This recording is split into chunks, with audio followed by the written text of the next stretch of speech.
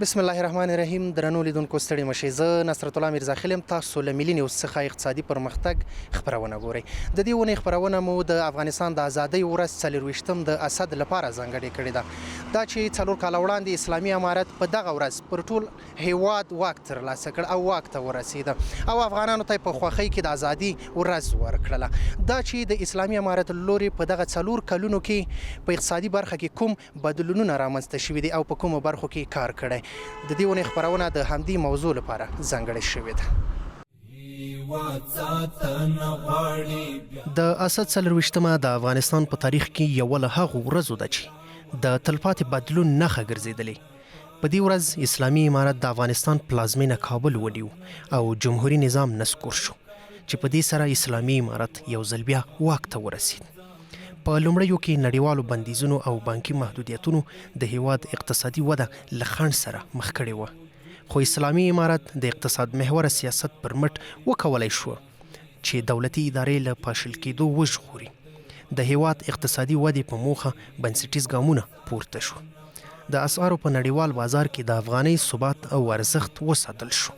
د قشتېپې په څیر ملي لوی حیاتي پروژې پیل شوې. د ریل پټلۍ د غځولو چارې په چټکۍ سره روانې شوې. د لویو لارو پخول او د پلونو او پلچکونو د جوړولو چارې په چټکۍ سره روانې دي. د پلازمینې په ګډون د ټول هیواد په کچه د سوالګرو راټولولو او د هغوی د لاسنیوي پروسه پیل شوه. ولس هیله دا هم ده چې په اقتصادي لحاظ د ولس اقتصاد جوړ سي، ژوند آرام سي او سهولتونه ورته برابر سي. په دې برخه کې د اسلامي امارت مسؤلین شپه ورځ لګیا دي. تاسو وینئ بعد له دې صفت راغلی زموږ په هیواد کې لوی پروژې شروع سوې، لوی کارونه شروع سو، لوی پروګرامونه شروع سو چې هغه په کلونو د خلکو په ذهن کې وو ولې عملي کېدل نه. لکه د ټاپي پروژه ډېره مهمه پروژه وه، کلونه افغانانو انتظار ورته کړی. د ټاپ پروژه وه، د کازا یو زر پروژه وه، د کوشتېپې پروژه وه، نور داسې پروژې دي چې هغه د سرمایه ګذارۍ په برخه کې افغانان ښې نتیجې لري او انشاءالله په راتلونکي څو کلونو کې به د هغو ثمر په هیواد په اقتصادي حالت باندې ښکاره کېږي او افغانستان به یو قوي هیواد جوړېږي. په اقتصادي ډګر کې هم د کرنسۍ حفظ، د افغانستان افغاني ارزښت ساتل، د هیوادونو سره اقتصادي راکړه ورکړه په خپل حال ساتل یا تقویه کول، د افغانستان په صادراتو کې لوړوالی او زیادت راوستل چې په اقتصادي حالت باندې ښه تاثیر کوي، چرخش اقتصادي منځته راولي او افغانستان ګټور و په دې کې. ورسره په تولیداتو برخه کې افغانستان ډېر پرمختګ په صنعتي برخه کې تقریبا د موږ له 2500 تر 500 فابریکې تولید شي، اوس دا 6,000 ته 7,000 تر 10,000 فابریکې رسېدلې چې دا تولید کوي. په زرګونو خلکو ته کار زمینه کې مساعده شوې. لوی پروژې شروع شي، اوس د کار په حالت کې دي که دا نتیجې ته رسېږي څو کاله انتظار کوو چې د تعمیري کار یې مکمل شي، نو دا ډېر لوی ګامونه چې اخیستل شوي. د هیواد لوی سړکونه د پخېدو په حال کې دي، د هیواد په دننه د اوسپنې پټلۍ د غځېدو په حالت کې دي. هغه هیوادونه چې زموږ شمال طرف ته پراته د جنوبي هیوادونو سره وصل کېدو په حالت کې دي.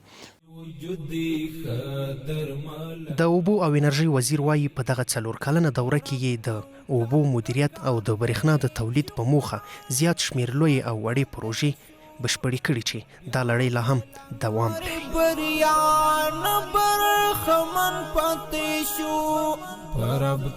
هغه نیمکاره بندونه چې هغه پاتې شوي وو هغه موږ تکمیل کړو. د تیر نظام مثلا شاواروز بند و، هغه تکمیل نه و، په هغه باندې موږ کار وکړو، هغه هم ګټه اخیستنې ته وسپارو. بند کمال خان ګرځېدی خو نمایش لپاره 2-3 وارې افتتاح کړی و چې موږ ګټه اخیستنې ته سپارلی ده، خو ډېر کارونه یې پاته، حتی په میلیونو ډالر موږ پرې ولګول، هغه بیا ګټه اخیستنې ته وسپارو. همداراز په راوي ولایت کې د بخش آباد بنده انحرافي تونلونه وو، ډېر معمولي کار یې سوی و، په میلیونو ډالر موږ پرې ولګول دي، هغو به انشاءالله ډېر زر افتتاح وسي، هغه انشاءالله تکمیل سو. همداراز د پاشدان بند چې و په هرات کې، په هغه باندې کار وکړو او حتی د تیر جمهوریت وخت 11 میلیونه ډالر وکړ، 9 میلیونه ډالر هغه هم ورته ورکړو، نور هم په میلیونو ډالر ورکړو، انشاءالله هغه هم ډېر زر ګټې اخیستنې ته وسپارل شي. همداراز نوي بندونه په زابل کې د عمري بند، هغه د اسلامي امارت په وخت کې شروع سو، هغه ګټه اخیستنې ته وسپارل شو. په پکتیکا کې د پلتوني بند په هغه باندې عملي کار شروع سو، د شاهي کانال په هغه باندې کار شروع سو. دا چې ډېرې پروژې چې د عامو سیند تحکیماتو د هغو دپاره تقریبا 300 میلیونه افغانۍ بودیجه ورکړل سو او هلته ډېره غټه ستونزه ده د هغه مخنیوی سوی ده. همداراز په هر ولایت هر ولسوالۍ کې تقریبا د اسلامي امارت لخوا نه یو چکریم جوړ سو چې موږ هغه اوبو مهار کو. نو که دا موږ په لنډمهال او اوږدمهالي سره وویشو تقسیم یې کړو نو اوله کې 15,000 میګاواټه برق ته ضرورت ده، منتها تر پایه پورې 10,000 میګاواټ ته به ورسېږي چې موږ اطرافو ته یې ورسوو، صنعتکارانو ته یې ورکړو. په دې کې موږ دا دومره وخت چې هر سرمایه ګزار راغلی او اسلامي امارت بودیجې ورته ورکړې دي، ډېر کارونه سوي په دې کې، ډېر خلکو سرمایدې سوي دي او کار پرې لګیا ده. اما اوس یو ښه خوشخبري ده، ښه زیری ده او هغه به تاسو اورېدلي 2-3 ورځې مخکې زموږ د تاج د هېواد یو ډېر محب وطن او ملي سرمایه ګزار او تاجر عزیزي صاحب راغی، یو ډېره غټه قرباني ورکړه او ډېر غټه خوشخبري ده او د دې ملت لپاره هغه ویلي زه دلته تقریبا 10 میلیارد ډالر دلته مصرف کوم چې 10,000 میګاواټه برق په نتیجه کې بیا دلته تولیدېږي په مختلفو منابعو کې. دا کار کوي چې زموږ د افغانستان ټول احتیاجات رفع کیږي. د افغاني سرې میاشتې ټولنې هغه لرې پرتې سیمو ته چې د تیرې ادارې پر مهال ورته حکومت لاسرسی نه درلود، د اسلامي امارت په بیا واکمنېدو سره ورته بشپړ خدمات ترسره کیږي. د فتح نه مخکې د سرې میاشتې خدمات لکه نور ټول خدمات ملکی د افغانستان د خلکو لپاره چې تقریبا 0 ته رسېدلي وو، داسې د سرې میاشتې خدمات هم ممکن نه وو چې لرو پرتو ولایتونو ته ولسوالیو ته کلو ته ورسېږي. ځکه تاسو ته معلوم وو چې 10% تیره اداره مسلطه نه وه د افغانستان په خاوره باندې. اوس الحمدلله ټول افغانستان د پوښښ لاندې راغلی او خدمات د سرې میاشتې ورته وړاندې کیږي. د سرې میاشتې بنسټیزې پروژې ډېرې زیاتې دي. الحمدلله په ډېرو برخو کې موږ کارونه کوو. مثلا مرستونونه موږ لرو، په 7 زونونو کې مرستونونه دي چې په هغه کې موږ 2 قسمه غریبان د خپل هیواد موږ ثبت لرو او خدمات وړاندې کوو. یو ته داخلي مشمولین وایي چې د هغو لپاره کونډې، یتیمان، بې سرپرسته کورنۍ، د هغو لپاره کور، ډوډۍ، خوراک، چکاک، برق، تعلیم و تربیه، دوا، ټول خدمات موږ ورته ورکوو. الحمدلله په 7 زونونو کې موږ مرستونونه لرو او ډېر ژر به مرکزي ولایتونو کې په زون کې مرستون وو. انشاءالله 2-3 ورځې کې تاسو ووایئ چې په پروان کې به د موږ یو لوی عظیم الشان مرستون افتتاح شي. دا کورنۍ چې په سلګونو ته رسیږي پر شمیر د کورنیو د افرادو دا موږ لرو چې دوی ته ټول خدمات وړاندې کوو.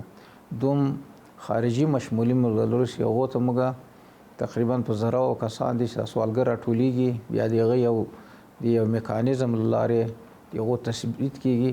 هغو لپاره موږ بیا په کورونو کې اعاشه ورکوو او میاشت په میاشت دوی ته پیسې ورکوو. اساسي هغه دا ده چې سوراخ قلب 2,000 کسان موږ ټارګیټ لرو چې هر کال موږ د زړه د ناروغي ماشومان چې د زړه په سري مرض باندې دوی اخته وي، 11 شفاخانو سره موږ قراردادونه لرو او هغو ته معرفي کوو. اوس هم تقریبا 14-15 کسان په انتظار کې دي، هغه لمبر په لمبر راغوښتل کېږي او دلته تداوي کېږي. بل موږ خارج ته هغه ماشومان چې هغه پښې سوي یا هډوکي خراب سوي جرمني ته لیږو، یو موسسه ده. اوس هم موږ تقریبا 120 ماشومان جرمني کې دي چې جوړېږي بیرته راوړل کېږي. دا د موږ بله ساحه د کار ده.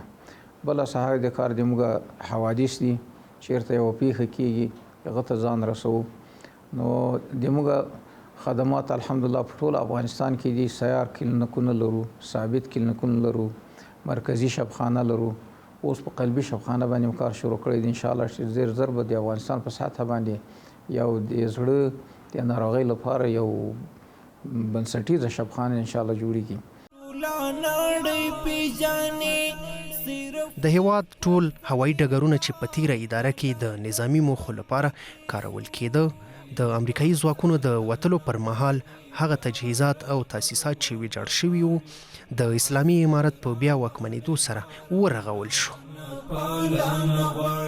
د افغانستان ټول هوایي ډګرونه اشغالګرو ځواکونو د خپلو نظامي اهدافو لپاره استعمالول او اشغالګر ځواکونه چې کله د افغانستان څخه وتښتېدل او دلته ماته وخوړل نو دوی تر وروستي حده د خپل جنایت او ظلم وحشت څخه لاس نه واخیستی.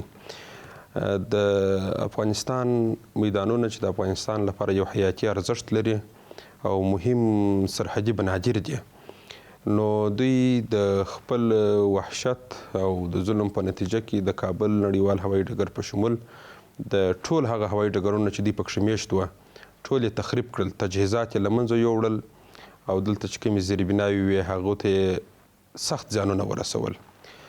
د افغانستان د اسلامي امارت رهبري او بیا بالخصوص د ترانسپورت او هوایي چلند وزارت رهبري وکولی سول چې په ډېر کمه موده کې د افغانستان د کابل د میدان په شمول ټول میدانونه په ښه توګه باندې بیرته ترمیم او ورغوي او همدارنګه او هغه پرسونل تاسو ته معلومه ده چې دا میدانونه د اشغالګرو لخوا اداره کېدل او هغو تر ډېره حده د خپلو اهدافو لپاره استعمالول خو په ضمن کې دغه عملیاتي چارې هم دوی مخته ورسره وړلې خو کله چې دوی ووتله په دې وخت کې د میدانونه د سقوط د حالت سره مخ سوله خو د ترانسپورت او هوایي چلند وزارت رهبري وکولی سول چې په ډېره کمه موده کې بیرته دغه تجهیزات چې کوم اشغالګرو ځواکونو تخریب کړي وو هغه جوړ کړي، ترمیم کړي او همدارنګه هغه زیربناوې چې له منځه یې وړي وې یا یې تخریب کړي وې هغه بیرته د سره ورغوي او هغه پرسونل چې کوم ضرورت و لله الحمد په ډېر ښه شکل سره د ترانسپورت هوایي چلند وزارت نوي پرسونل وروزي او الحمدلله اوس موږ مکمل د یو مسلکي کسانو څخه برخمن یو موږ وزارت د یو مسلکي کسانو لخوا اداره کیږي چې ټول پرسونل لله الحمد وروزل سو هغو ته په داخل کې او په خارج کې زمینې دروازې برابرې سولې چې لله الحمد اوس په ډېر ښه شکل سره ټول عملیات پر مخ روان دي. په افغانستان کې موږ 5 نړیوال هوایي ډګرونه لرو، کابل، کندهار، هرات، مزار شریف او د خوست دا نړیوال هوایي ډګرونه دي چې د دې څخه موږ روزانه خارجي مملکتونو ته الوتنې لرو چې د هغې خوا هم راځي او د دې خوا هم ځي او د زموږ ټول نړیوال میدانونه لله الحمد پر هغه کوم ستندرد چې د میدانونو لپاره دی د هغه سره موافق یعنی پر هغه ستندرد جوړ دي او عملیات یې ټول د ستندرد مطابق مخته روان دي او الحمدلله موږ اوس د میدانونو څخه ګڼ شمېر یعنی ډېرې الوتنې لرو خارج هیوادونو ته. لکه څرنګه چې په ټوله نړۍ کې کرنه او مالداري د اقتصادي ودې اساس او بنسټ ګڼل کیږي په ګران هیواد افغانستان کې همدغه سکتور ته د اسلامي امارت په بیا واکمنېدو سره ډیر اغیزمن اقدامات ترسره شوي. د کرنې او اوبو لګولو او مالدارۍ وزارت مرستیال مولوي صدراعظم عثماني په وینا چې د اسلامي امارت په راتګ سره په یاد وزارت کې خورا مثبت بدلونونه رامنځته شوي.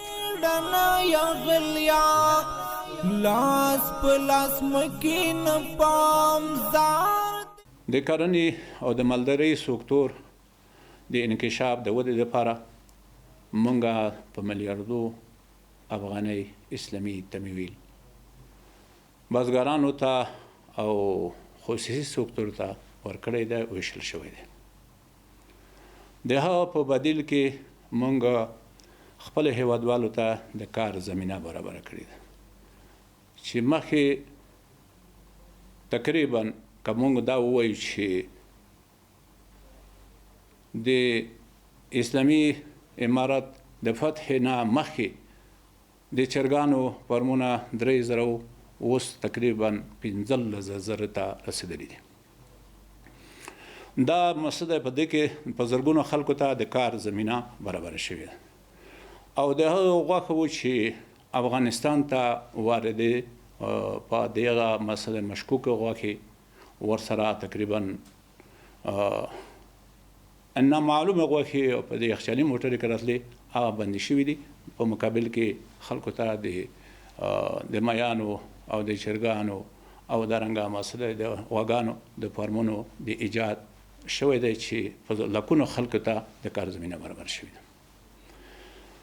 د دې نه علاوه موږ مسله په د 3 کالو کې یا د فتح نه وروسته په لکونو خلکو ته بازګرانو ته اصلاح شوی تخم توزیع کړی دی چې په هغه سره تقریبا مسله کبیوي سره او مسله کبیوي هغه توره او سپینه سره ورته ویشل شوې ده. د دې نه علاوه مسله چې موږ د افغانستان د اسلامي امارت د وزارت زراعت د قاچاق د ځنګلاتو د قاچاق مخنیوی شوی دی او هغه ځنګلونه چې په د 20 کالو کې مسله تخریب شوي الحمدلله اوس ډېر زیات هغه ځنګلونه احیا او احداث شوي دي او په لکونو خلکو ته زموږ روزنه مسله دوی ته روزنه ورکړې ده چې په زراعتي مسایلو کې او عام په هونه دوی ته ورکړل شوې ده.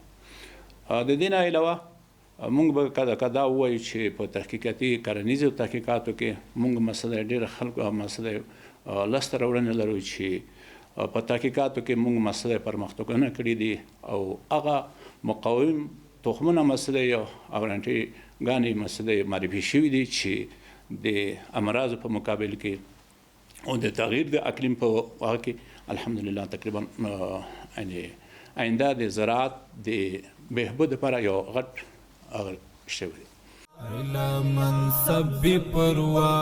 د اسلامي امارت له بیا واکمنېدو سره که څه هم نړیوال بندیزونه او بانکي محدودیتونه د هیواد پر اقتصاد سیوری واچوه، خو دغه ستونزې د عزم او تدبیر پر مټ ورو ورو کمې شوې. د افغانستان بانک د مالی نظم د ټینګېدو په موخه پیاوړي او ژور ګامونه پورته کړل. په کور دننه د صرافیو مافیایي کړۍ له منځه یوړل شوې. د اسعارو له قاچاقه مخنیوی وشو او د افغانیو ارزښت بیرته خپل وقار وموند. دا بدلون نه یوازې د اسعارو په بازار کې ثبات راوست، بلکې د خلکو اقتصادي باور ته یې هم نوې ساه ورکړه. پولیس سیاستونه د هیواد د اقتصاد لپاره ډیر مهم دي. دا سیاستونه د انفلیشن یا د بیو د لوړېدو د کنټرول، د اقتصادي ودې د پیاوړتیا، د ملي پولي واحد د ارزښت د ساتنې او د مالي ثبات د ټینګښت لپاره کارول کیږي. د همدې هدفونو په پام کې نیولو سره افغانستان بانک په تیرو 4 کلونو کې د معقولو او متوازنو پولي سیاستونو په عملي کولو سره وتوانید چې د افغانۍ ارزښت وساتي. په دې موده کې د افغانۍ ارزښت د ډالرو په وړاندې نږدې 1% لوړ شوی دی او همدارنګه د افغانستان بانک له لوري د همدې معقولو پولي سیاستونو په تطبیق سره د انفلیشن کچه په مطلوب حد کې ساتل شوې ده او په دې وسیله په یاده موده کې د هیواد په اقتصادي رغښت کې خپل مثبت رول ترسره کړی دی. په تیرو 4 کلونو کې د افغانستان بانک د بانکوالي سکتور د پراختیا لپاره اساسي اقدامات ترسره کړي دي چې له مخې یې له بانکي سکتور سره نړیوال تعامل زیات شوی. په سوداګریزو بانکونو کې د خلکو د امانتونو کچه لوړه شوې، د بانکونو په شتمنیو کې د پام وړ زیاتوالی راغلی، ګټه یې ډېره شوې، د نړیوالو لیږدونو په برخه کې مهمې اسانتیاوې راغلي دي او پر بانکي سکتور د خلکو باور لوړ شوی دی. همدارنګه د هیواد یو شمېر لرې پروتو سیمو ته بانکي خدمات غځول شوي، نوي بانکي څانګې او غرفې پرانیستل شوي او له نمایندګي پرته د بانکي خدمتونو اسانتیاوې برابرې شوي دي. د افغانستان اسلامي امارت تر فتحې وروسته په سوداګریزو بانکونو کې د درنو هیوادوالو پر امانتونو باندې یو شمېر محدودیتونه رامنځته شول. هغه مهال د افغانستان بانک ژمنه کړې وه چې د محدودیتونو دا کچه به په تدریجي ډول سره راټیټېږي انشاءالله. د الله جل شانه په نصرت سره موږ په خپله ژمنه عمل وکړ او په امانتونو باندې د محدودیتونو کچه په تدریجي ډول سره تر ډیره راکمه شوه. حتی په ځینو برخو کې د پیسو پر اخیستلو محدودیتونه بیخي له منځه تللي او د افغانستان بانک ژمن دی چې ډیر ژر به ستا محدودیتونه هم ختم کړل سي ان شاء الله. په دې دوره کې د افغانستان بانک د اسلامي بانکوالۍ د ترویج په برخه کې مؤثر ګامونه پورته کړي. دا مهال په ټولو سوداګریزو بانکونو کې مالي معاملات له سود پرته د اسلامي اصولو په رڼا کې ترسره کیږي او مشتریان کولی سي اسلامي مالي خدماتو ته لاسرسی ولري. زموږ هڅه دا ده چې دا سکتور په بشپړ ډول اسلامي بانکوالۍ ته واړول سي او همداراز هغه شاوخوا 15 میلیارد افغانۍ چې د افغانستان بانک له لوري د تیرو 20 کلونو په جریان کې د بیمې تر نوم لاندې له بانکونو اخیستل سوي وې بیرته بانکونو ته تسلیم سوې. دا ګام د اسلامي بانکوالۍ د پراختیا او د عاجلانه مالي سیستم د جوړولو لپاره مهم بلل کیږي. په دې 4 کلنه دوره کې د افغانستان بانک وتوانید نوي بانک نوټونه چاپ او هیواد ته راولېږدوي. دا بانک نوټونه د معقولو پولي سیاستونو په پام کې نیولو سره او د بازار اړتیا ته په کتلو سره تزریق کیږي. په دې 4 کلنه موده کې نږدې 15 میلیارد افغانۍ په ارزښت مندرس بانک نوټونه راټول شوي او سوځول شوي دي. اوس مهال افغانستان د آسیا په څلورلارې د بدلیدو په حال کې دی چې د سیمې له هیوادونو سره نیک اقتصادي اړیکې لري. بعد از فتح کشور توسط امارت اسلامی روابط اقتصادی و تجاری افغانستان با همسایگان کشورهای تاثیرگذار منطقه رو به افزایش است. در حال حاضر ما مراودات گسترده اقتصادی با همسایگان خود همچنین با کشورهای تاثیرگذار منطقه داریم که کشورهای آسیای میانه روابطشان با افغانستان هر روز در حال افزایش است. همچنین ثبات پول افغانی و کاهش نرخ تورم از دستاوردهای اقتصادی دیگه هست که در دوره امارت اسلامی اتفاق افتاده، در حالی که در گذشته ها ما نوسان را در ارزش و ثبات پول افغانی و کاهش نرخ تورم شاهد بودیم. د 2001 کال د اکتوبر پر 9 امریکا په نظامی یرغل سره د افغانستان اقتصادي بنسټونه له منځه یوړل. هدف یې د ترهګرۍ پر وړاندې مبارزه په ګوته کړې وه، خو برعکس په هیواد کې د بدبختۍ او ویجاړۍ لامل شو. د افغانستان جګړه د امریکا په تاریخ کې تر ټولو اوږده جګړه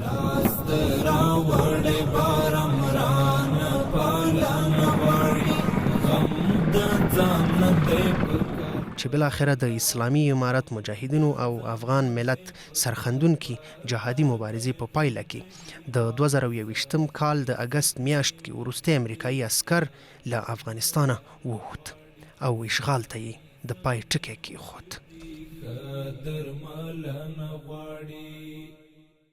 درنو لیدونکو، دا وه د دې ونې اقتصادي پرمختګ خپرونه چې د هیواد د ازادۍ ورځ 24 د اسد لپاره مو ځانګړې کړې وه. الله دې وکړه چې خپرونه مو د پام وړ ګرځېدلې وي. کولی شئ زموږ خپرونه د ملي او ملي نیوز له خواله رسنیو څخه وګورئ.